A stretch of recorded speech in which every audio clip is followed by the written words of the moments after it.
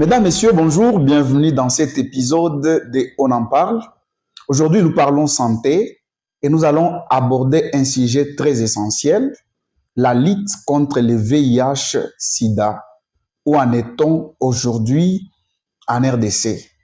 Je reçois pour vous Monsieur Jean Binene Kayeye, qui est ici, agent de santé, licencié en ISTEM, que je vais tout droit dire bonjour Monsieur Jean.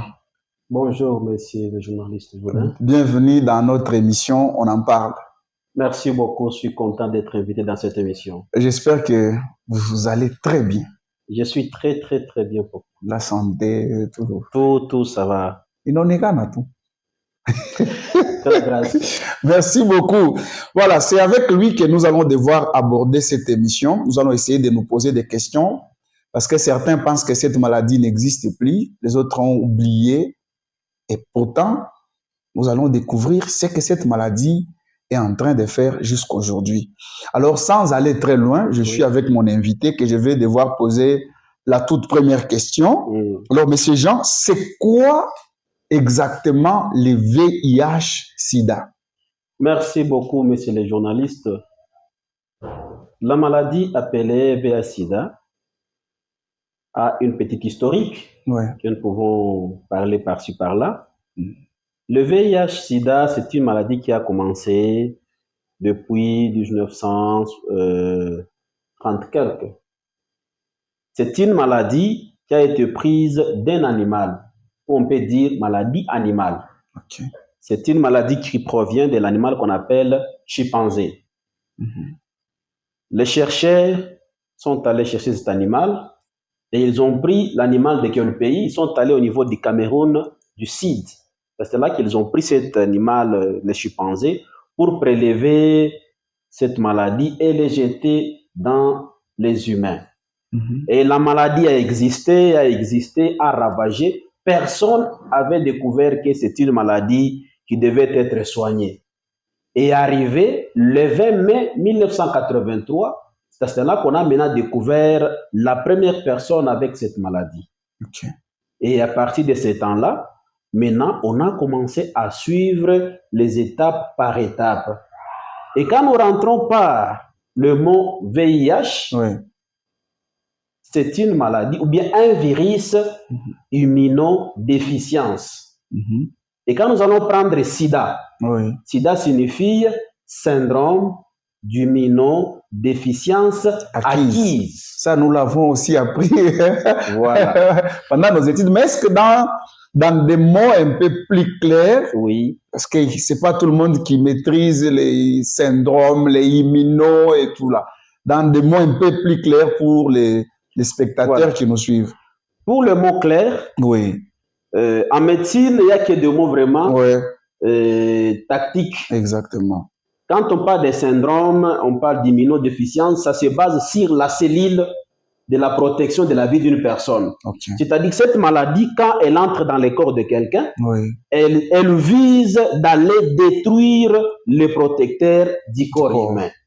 Voilà, en bref, ce que signifie. Voilà, en bref, la signification du VIH-Sida. Mesdames et messieurs, nous poursuivons avec cette émission. Alors, monsieur Jean, par quel moyen se transmet le VIH-Sida et par quel moyen le sida ne peut pas se transmettre?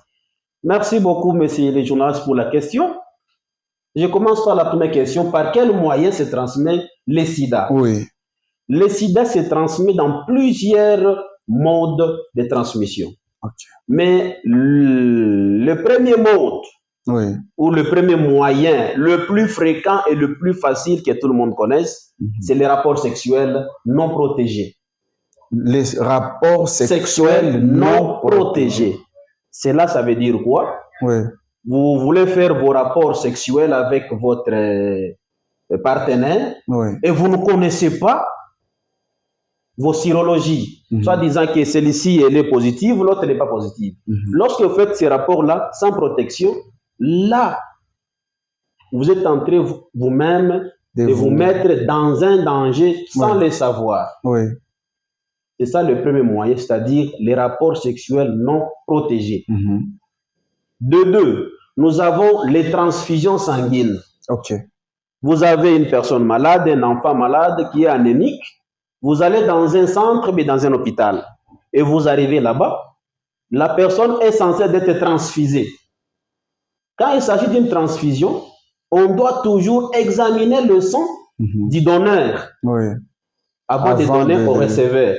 Mais lorsque vous donnez le sang du donneur sans le contrôler, le receveur aura déjà un problème. Si la personne qui est comme donneur est malade, vous n'avez pas examiné son sang, directement la personne qui reçoit devient aussi malade. Ça, c'est le deuxième moyen de transmission. Le troisième, ce sont les objets souillés. Quand on parle des objets souillés, nous avons la seringue, l'aiguille, le poire, les yeux tranchants là-bas. Peut-être moi, je me suis blessé. Et quand je me suis blessé, il y a mon sang qui est resté sur cet objet-là. À ton tour aussi, tu viens, tu prends cet objet. Lorsque tu vas utiliser, tu te blesses. Directement, tu te contamines. C'est de cette manière où la contamination se passe vite d'une personne envers une autre personne. Ça, c'est de 1. De 2, comment se protéger pour ne pas être contaminé de cette maladie, messieurs les journalistes? La première chose que nous devons savoir, à ce qui concerne les rapports sexuels, nous, en tant que les hommes ou soit les femmes, nous devons rester fidèles à nos partenaires. Si vous avez déjà un partenaire, restez fidèle à votre partenaire. Là, vous vous protégez contre la contamination. Ça, c'est de 1. De 2, si vous êtes jeune, comme nous sommes tous cette génération, vous ne voulez pas être fidèle, vous ne voulez pas utiliser l'abstinence, il faut utiliser le préservatif, le condom pour se protéger.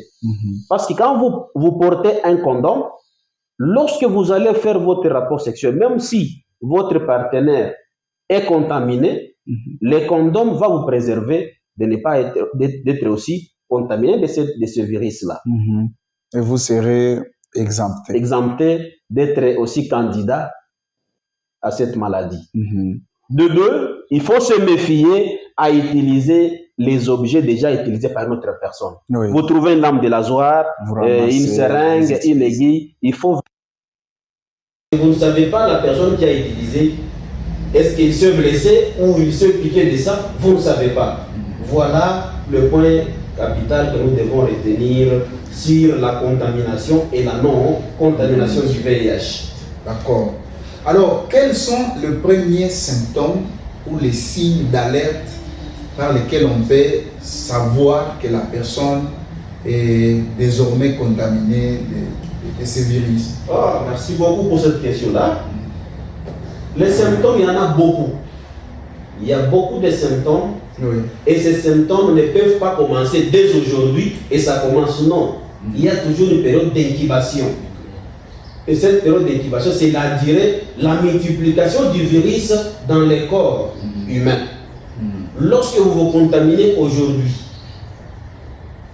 vous ferez 14 jours, les microbes se multiplient ou le virus se multiplie dans l'organisme. Et après à un mois, on peut vous examiner, on trouve que la maladie ne se présente pas devant, au niveau des éléments qu'on va utiliser pour les examens.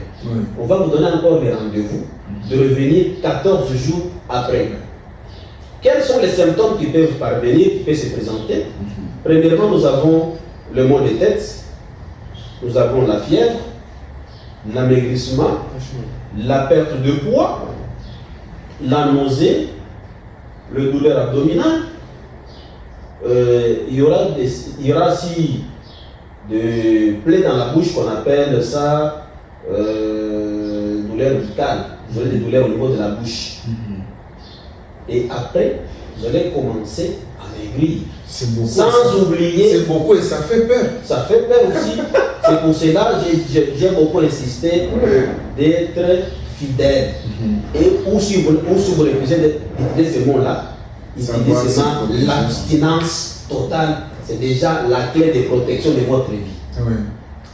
Il y a aussi la toux, parce que le VIH-Sida marche ensemble avec la toux. Et cette toux, ça va commencer une toux simple, et cette toux-là va provoquer ce qu'on appelle maintenant la tuberculose. Parce que quand vous êtes un PVV, c'est-à-dire personne vivant avec VIH, vous êtes maintenant une porte ouverte à toutes sortes de maladies. Ce qu'on appelle les IO, les infections opportunistes. Là, c'est une porte qui est ouverte à toutes sortes d'infections. Voilà les signes que je vous ai élaborés. Il y en a beaucoup. Au fur et à mesure, c'est-à-dire la maladie a des étapes.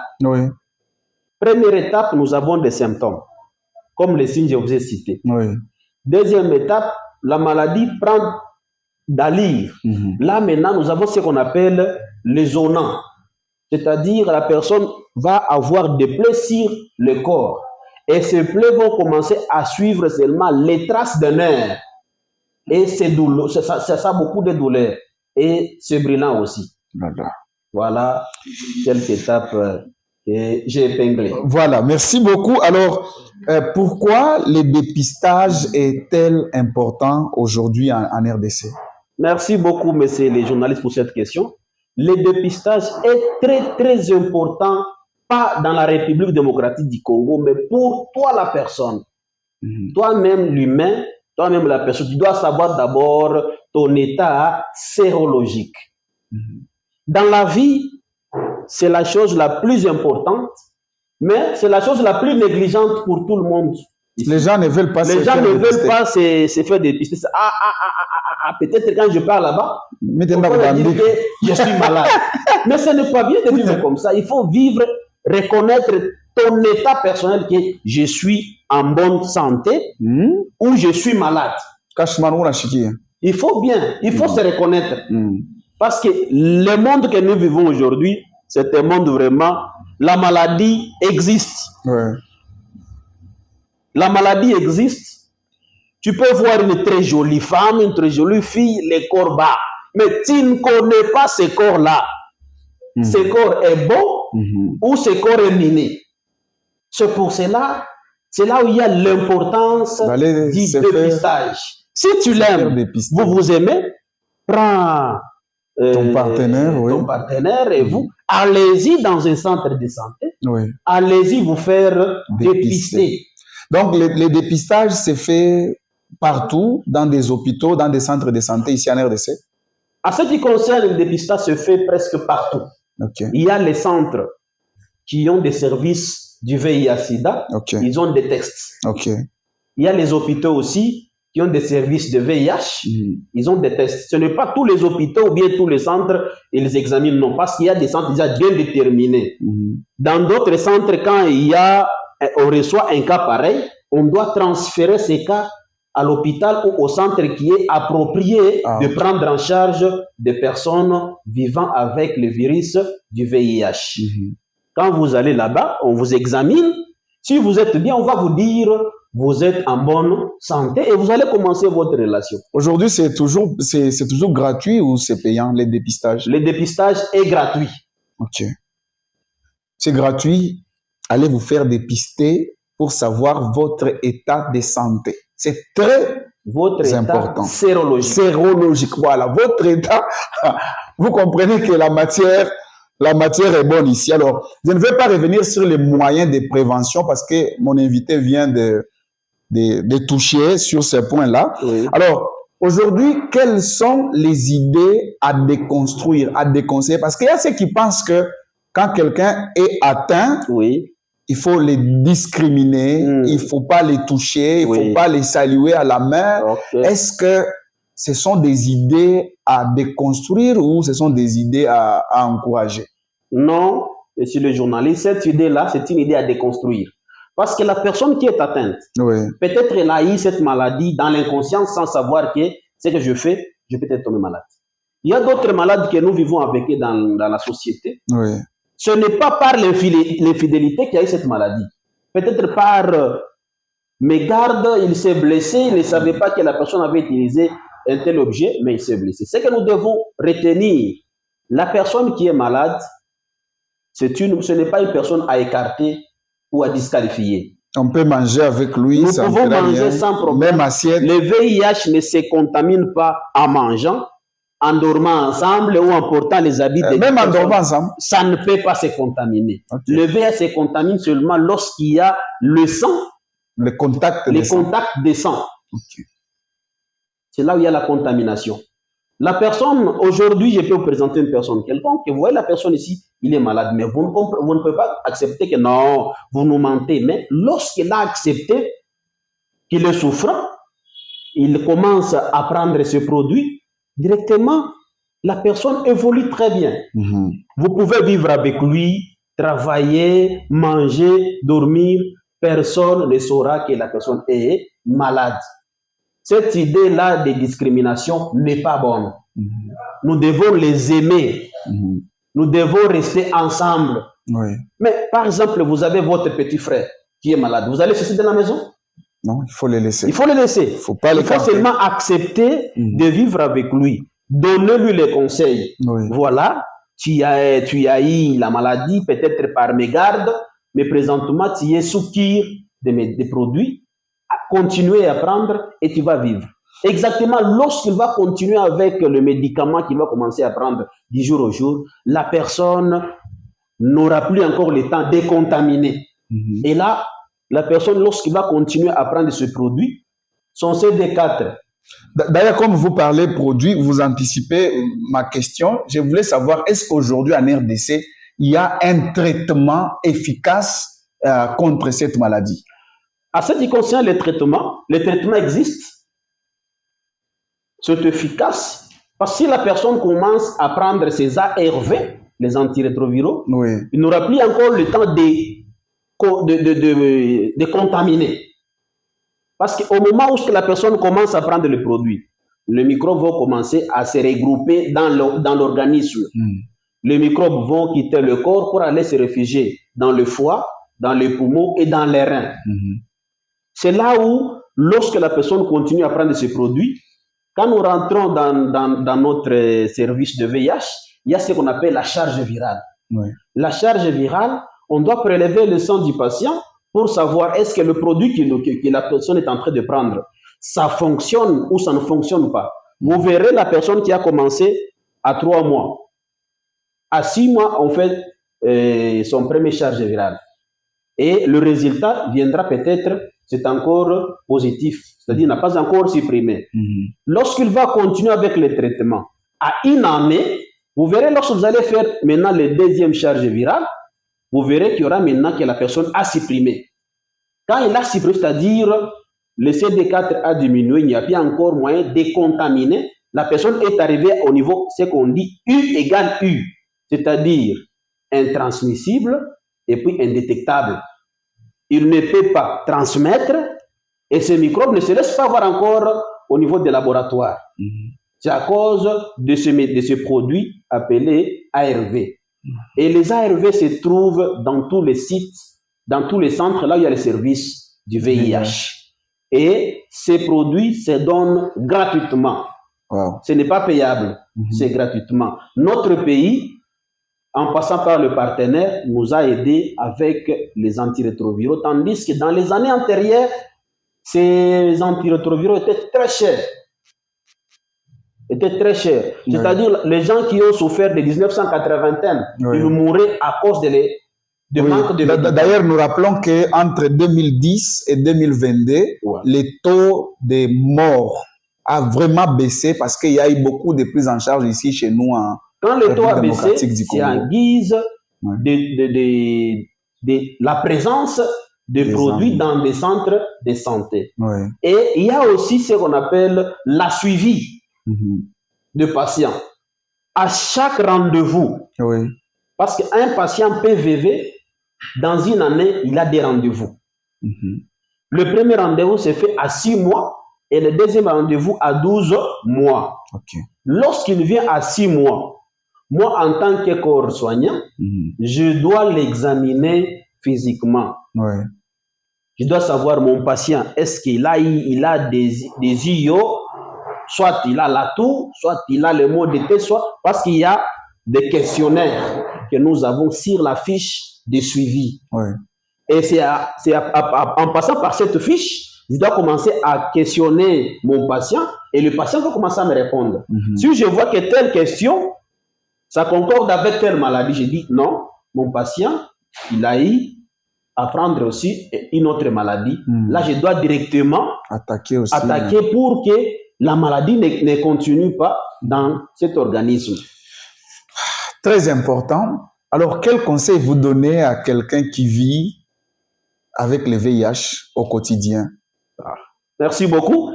La question ou soit les conseils que je vais donner à mon très cher ami qui est souffrant, qu'il soit courageux et qu'il continue à prendre ce médicament. Il ne mourra jamais du VIH-Sida. S'il est jeune, il aura le temps de se marier, d'avoir des enfants sans maladie. Il se mariera avec une femme saine et il ne peut pas transmettre.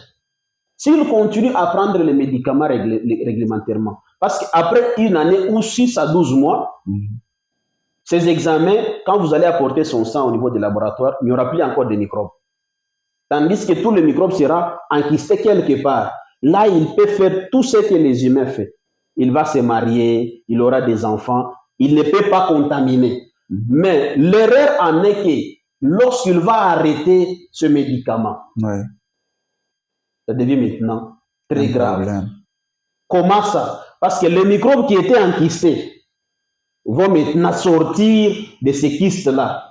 Et lorsque les microbes sortent de ces kystes, ils viendront avec la rage. Ravager encore. Lorsqu'ils viennent avec cette rage, il y aura maintenant ce qu'on appelle la résistance.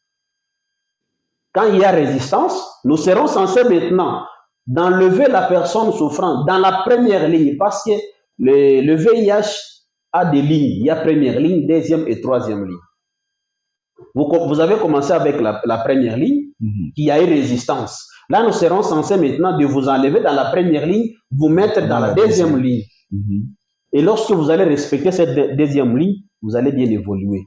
Si vous ne respectez pas, là maintenant, vous êtes en train de chercher votre mort subite. Comme conseil, je vais donner aux gens, aux jeunes gens, bien à toute la population, nous devons nous respecter.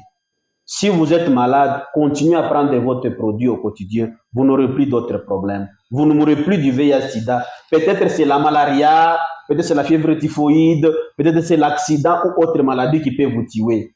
Voilà les conseils que je peux donner. Voilà. Alors, comment peut-on mieux sensibiliser la population par rapport à ça? Parce que je l'ai dit dans l'entame de cette émission, qu'il y a ceux qui pensent que le VIH n'existe plus. Parce qu'il y a un moment où ça avait pris de l'ampleur, on parlait de VIH-Sida, mais aujourd'hui, c'est comme si on ignore petit à petit cette maladie qui tue d'ailleurs beaucoup. Comment est-ce qu'on peut sensibiliser la population?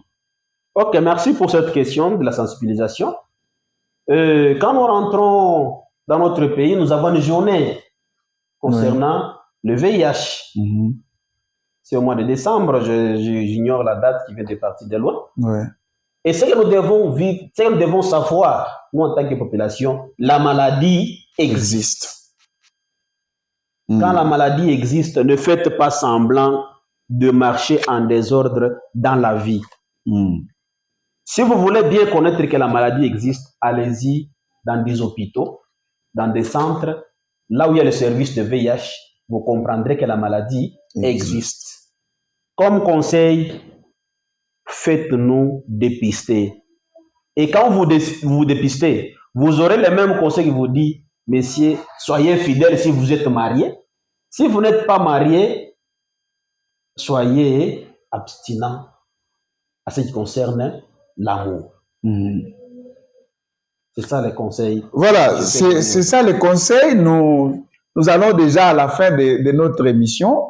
Monsieur Jean, un mot de conclusion. D'ailleurs, vous avez donné beaucoup de conseils tout au long de l'émission. Je ne sais pas, vous avez encore quelque chose à dire par rapport à ces sujets?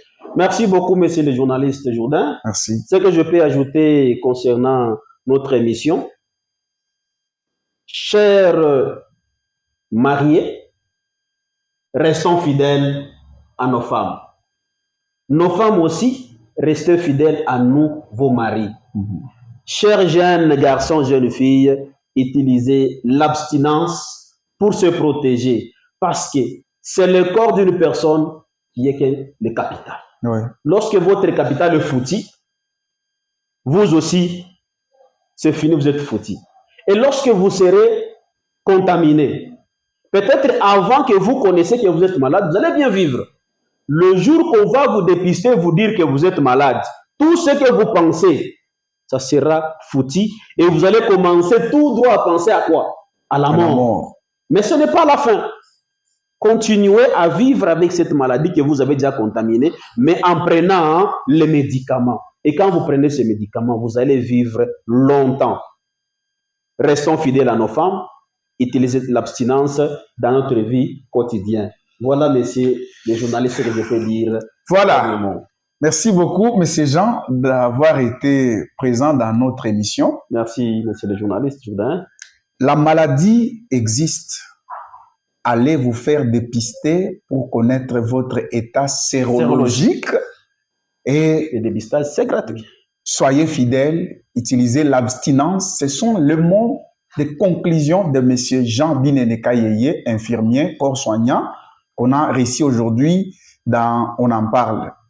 Je vous demande, chers téléspectateurs, de vous abonner encore. Regardez tous ceux qui sont autour de vous, qui ne sont pas abonnés à notre chaîne On en parle TV, qui puissent s'abonner afin d'encourager ce que nous faisons, afin d'être informés aussi, parce que On en parle, nous parlons de tout. Vous avez senti aujourd'hui, c'était On en parle santé. Votre santé n'a pas de prix. Partagez les liens, commentez, likez, mettez des pouces pour nous encourager dans ce que nous faisons. Merci et à très bientôt dans un nouvel épisode de On en parle. Ciao.